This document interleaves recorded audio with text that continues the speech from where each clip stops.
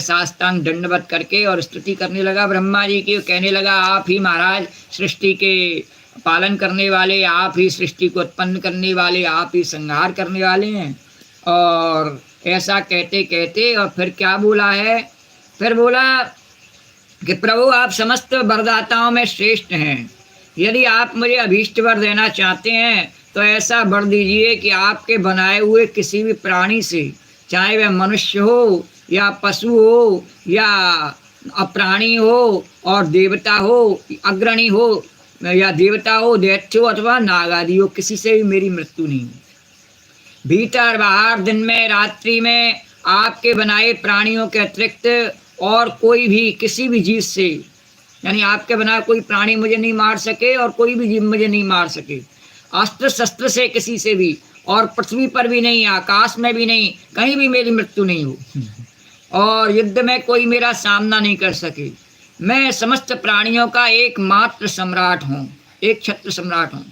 उसने ऐसे उपाय क्यों बताए, क्योंकि पहले जब उसने अमर होने का वरदान मांगा तो ब्रह्मा जी ने कहा कि अमर तो मैं भी नहीं हूँ बेटा, अमर होने का वरदान मैं नहीं दे सकता। तो बोला कि ठीक है, ऐसे उपाय जो मैं बताता हूँ उन उपायों को तो आप पूरा कर सकते हैं। ब्रह्मा जी ने कहा हाँ ठीक है। तो उस पर जितने भी मरने से बचने के उपाय आते थे नहीं, वो सब उसने बताए दिए। हम सब ऐसा ही सोचते हैं कि किसी प्रकार से हमें मरना नहीं पड़े। क्यों ऐसा सोचते हैं? क्योंकि हम शरीर को ही अपनी आत्मा मानते हैं और शरीर एक दिन सबका नष्ट हो जाता है। इस शरीर के जीवन को ही हम अपना जीवन मानते हैं और ये जीवन एक सा कभी रहता नहीं, हमेशा बदलता रहता है। फिर भी हमें पता नहीं क्यों ऐसी मूर्खता होती है। हम देखते हैं कि बचपन में हमारा जीवन और होता है, जवानी में और होता है, वृद्धावस्था में और होता है, हर समय बदलता रहता है और इस पर हमारा कोई जोर चलता नहीं। जैसे सर्दी, गर्मी, जाड़ा, बरसात, इस पर हमारा कोई जोर नहीं चलता है। दैव से कोई दुर्घटना हो जाए तो उस पर हमारा कोई जोर नहीं चलता है। इसी प्रकार से इस पर भी कोई जोर नहीं चलता है, पर हमारी मूर्खता होती है। हम चाहते हैं कि एक सा ही हम जीवें, और होता किसी के साथ में भी नहीं है। सबका बचपन जवानी में बदलता है, जवानी बुढ़ापे में बदलती है, साथ में रहने वाले सदस्य भी बदल जाते हैं। पहले माँ बाप के साथ में रहता है, फिर अपने बच्चों के साथ में, फिर उनके बच्चों के साथ में, और या जैसे जिसका जीवन है बदलता रहता है। पर उसको लगता है ऐसा ही है कि मैं वही जीवन जी रहा हूँ। उसकी मूर्खता और होती है कलयुग में जीवों की, उन्हें ऐसा लगता है कि हम वही जीवन जी रहे हैं जो हमारा पहले था।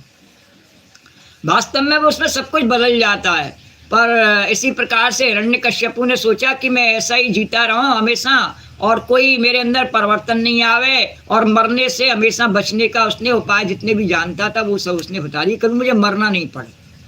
बोले द्वारकाधीश भगवान की जय। और बोला इंद्र आदि समस्त लोकपालों में जैसी आपकी महिमा है। बोला क्या? ब्रह्मा जी से बोला जैसी आपकी महिमा है नहीं वैसी मेरी हो। तपस्वियों और योगियों में जो अक्षम ऐश्वर्य उन्हें प्राप्त है नहीं, वह भी मुझे दे दीजिए, सब मेरे को दे दीजिए और किसी को कुछ मत दीजिए। उसकी तृष्णा का कोई अंत नहीं था, तो इसीलिए उसका नाम है हिरण्यकश्यपु। और उसका वैसे तो नाम इसलिए है क्योंकि वो कश्यप का बेटा था और सोने के समान वह उसका कांति थी, इसलिए उसका नाम हिरण्यकश्यपु था। किंतु उसका जो एक अर्थ और भी है, वो क्या है कि कश्यप माने आसन होता है।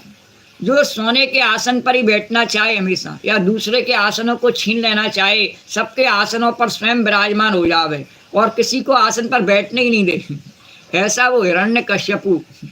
तो उसने कहा कि मुझे सबका ऐश्वर्य मुझे दे दीजिए और किसी के पास कोई क्षमता रही नहीं। जैसे कोई प्रधानमंत्री बने और वो बाकी के मंत्रियों को नहीं बनावे, बोले सब मंत्रियों का काम मैं ही अकेला कर लूँगा, किसी और को मंत्रिमंडल बनाने की जरूरत ही नहीं है। तो ऐसा ही हिरण्यकश्यपु अब आगे करेगा। तो यहाँ तक की कथा को हमने कल वर्णन किया, उससे आगे की कथा किस प्रकार से सुखदेव जी वर्णन करेंगे। और इस प्रसंग में नारद जी महाराज युधिष्ठिर को वर्णन कर रहे हैं ये कथा, और नैमिषारण्य क्षेत्र में सूत जी महाराज सौनकादि 88,000 ऋषियों को ये कथा सुना रहे हैं। तो हम भी इस कथा को सुने और अपने जीवन को धन्य करें। राधे गोविंदे गोविंदे राधे गोविंदे गोविंदे गोपाल मोहना, राधे गोविंदे गोविंदे गोपाल मोहना, राधे गोविंदे गोविंदे राधे गोविंदे गोविंदे गोपाल मोहना, राधे गोविंदे गोविंदे गोपाल मोहना। बोलिए राधा चरणदास जी महाराज की जय, गुरु जी विठलेश जी महाराज की जय। जय जय